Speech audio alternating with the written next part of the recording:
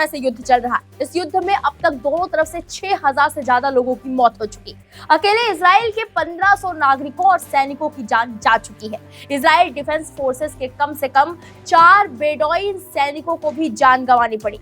आप लगातार देख रहे होंगे कि हमास के समर्थन में ज्यादातर मुस्लिम लोग हैं, लेकिन एक मुस्लिम समुदाय है जो हमास के खिलाफ बंदूक लेकर खड़ा है। दरअसल अरब के खाना बदोश बदू मुस्लिम इजरायली सेना में तैनात है।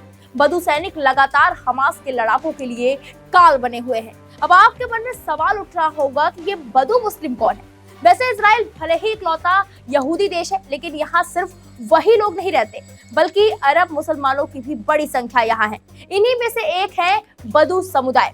ये खाना बदोश अरब रहे जो दक्षिण इजराइल के रेतीले हिस्से पर रहा करते थे। बदू मुस्लिमों के पास अरब के बाकी समुदायों की तरह ताकत नहीं थी और न ही पैसे हुआ करते थे। चरवाहे का काम करते हुए ये लोग सीमा पर ही रहा करते थे। 16वीं सदी में तुर्क से आए शासकों ने इजराइल पर कब्जा कर लिया। इसी दौरान इजराइल के लोगों को अपनी सुरक्षा की जरूरत महसूस होने लगी। बदू मुसलमान काफी मजबूत और ईमानदार माने जाते थे, साथ ही उनका अरब के बाकी मुस्लिमों से खास वास्ता नहीं था। यही देखकर यहूदियों ने उन्हें अपनी सेफ्टी के लिए तैनात करना शुरू कर दिया। इससे वो रेगिस्तानी इलाकों को छोड़कर मेन लैंड में आकर बसने लगे।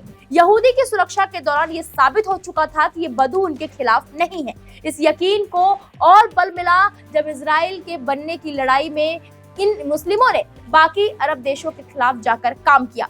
तब इजराइल डिफेंस फोर्स नया बना था, उसके पास खुफिया जानकारियों का पक्का सोर्स नहीं था। ऐसे में चरवाहों की शक्ल में घूमकर इन लोगों ने जानकारियां इकट्ठा की और आईडीएफ तक पहुंचाई।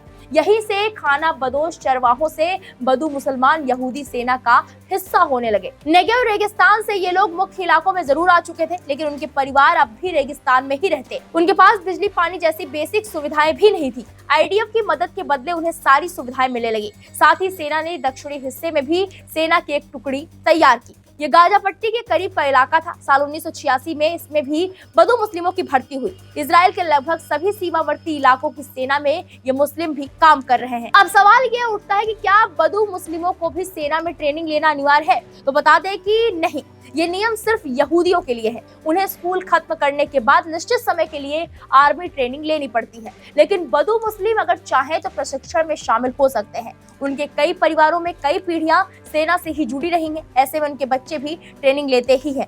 माना जाता है कि यहूदी सेना में इस समुदाय के लोग बढ़ रहे हैं। हालांकि कितने बदू मुस्लिम आईडीएफ में हैं, इस बारे में कोई जानकारी नहीं मिलती है। फिलहाल 2 लाख से ज्यादा बदू मुस्लिम इजराइल में रह रहे हैं। यह अकेला मुस्लिम समुदाय है जो फिलिस्तीन से सटा होने के बाद भी इजरायली सेना और उनकी जिंदगी का हिस्सा बना हुआ है।